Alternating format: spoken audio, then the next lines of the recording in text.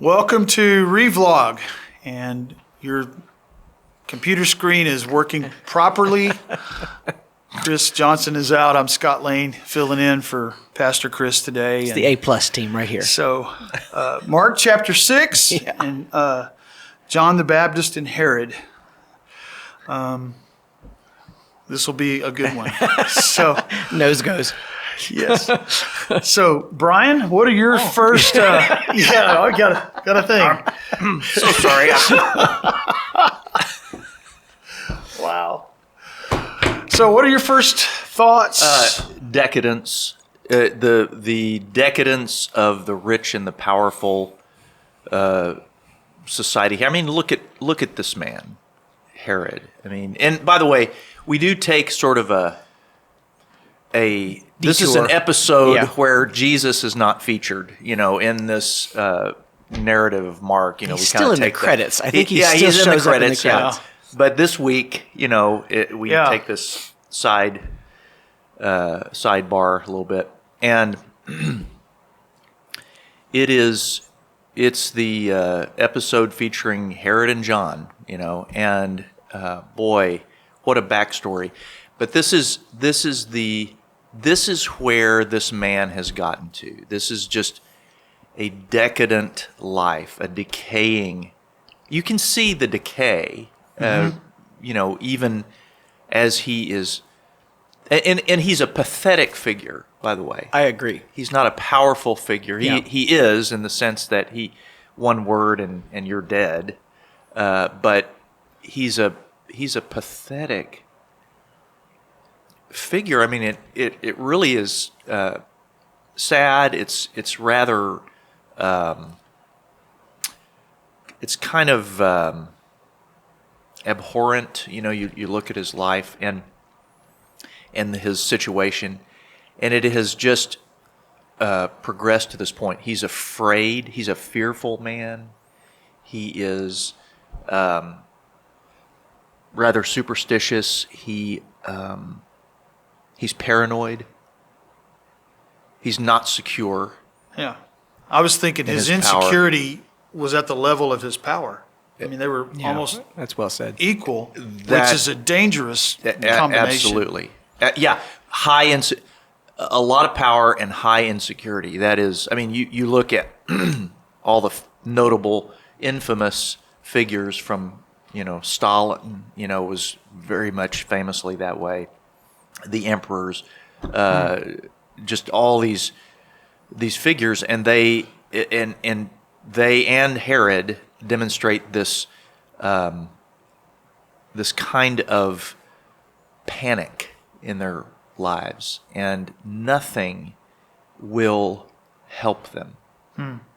And he is you're seeing the picture of a doomed man, really, when you're looking at Herod, and it's very sad.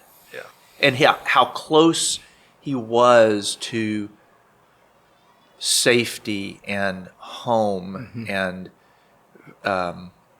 renewal, and forgiveness with John. Yeah. And yet, for him, it just heightened his sense of insecurity and fear. Aaron? Well, starting where Brian started, this is the departure. We've been talking about how people respond to Jesus, and then, Herod gets wind of what's happening, and his mind is thrown back to his own, mess that he created. But it's, Brian, you left this with, he was so close. And, as we are now in the middle of Lent, and we're working our way towards Passion Week and Resurrection Sunday eventually, there another tragic figure is Pilate. That, who was also fascinated great comparison by this Jesus, and had conversation with him as an intellectual, and as, even Jesus in his weakened state, that he was holding court with Pilate, and Pilate was asking him all these questions, and he was toying with him in this kind of powerful way, and was so close, and I wash my hands of you, but what is truth? How famously he says this, but Herod was fascinated by John, kept him close, had conversations with him, but that that, being interested in Jesus is not what's going to make the difference. Just because you have some passing understanding of who this guy is, and to toy around with this cosmic power that's not going to get it done. That just because you have some understanding of who this is, it's this personal connection that it makes the difference. So for these most powerful men, Herod and Pilate, they had audience with Almighty, and but their insecurity, their power, it was for them was much greater than anything that these guys could offer. Yeah. Well, what question does this leave you asking, Aaron?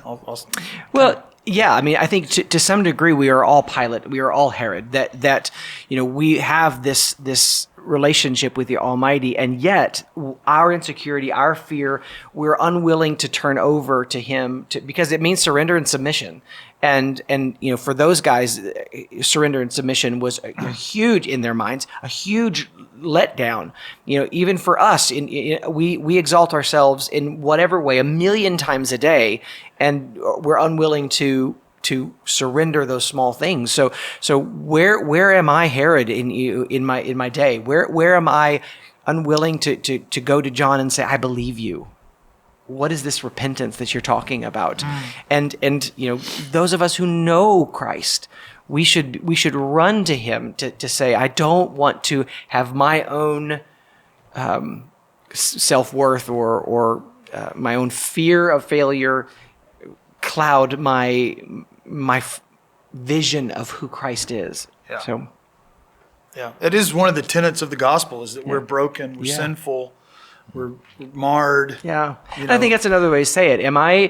Is my view of the gospel greater than my view of myself? And wow, yeah, Brian, what question lingers in your mind and heart? When we look at Herod, we see somebody who has long worked the system, made the compromises that he needed to make to gain the power that he had. He got what he thought he wanted. It was eventually deadly to him. And of course, it was deadly to many people that he touched. John, of course, front and center here today. And caused much grief. I think I want a lot of things. And I think I aspire to many goals. I do aspire to many goals. And when I get what I think I wanted, how does, where am I really? And I that's really not the question. For me, the question is, and this ties in directly to something Jesus said, what shall it profiteth man to gain the whole world and lose his own soul? And that's my question. It's a perfect question to look at Herod. Yeah. And go, yeah, he had everything. He had everything. And he lost everything. Yeah. What questions do you have from our discussion in this passage in Mark chapter 6? What comments do you have? You can leave those below. Thanks for watching, and we'll see you next time.